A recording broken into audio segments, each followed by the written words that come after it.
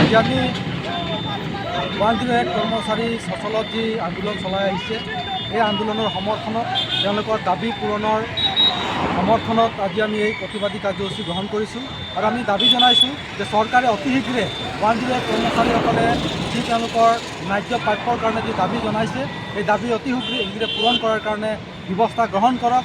অন্যথা কিন্তু আমাৰ এই আন্দোলন আৰু আমিও তেওঁলোকৰ আন্দোলনক সমৰ্থন জনাই আমাৰ আন্দোলন তীব্ৰ কৰিবলৈ আমি বাধ্য হ'ম। আমি দেখিছোঁ এইখন চৰকাৰে নিবনুৱা সমস্যা সমাধানৰ কথা কয়, কিন্তু যিসকলে আজি সংস্থাপিত হৈ আছে সেইসকলৰ আজি তেওঁলোকক চাকৰিৰ পৰা নিলম্বিত কৰি তেওঁলোকক বিভিন্ন ধৰণে বৰ্খাস্ত কৰি তেওঁলোকক চাকৰিসমূহ নাইকিয়া কৰিব বিচাৰিছে আৰু তেওঁলোকৰ আজি নিবনুৱা কৰিব বিচাৰিছে। গতিকে এই নিবনুৱা বিৰোধী চৰকাৰৰ বিৰুদ্ধে সকলো ৰাইজ সজাগ হৈ মাৰ বান্ধি থিয় দিব লাগিব।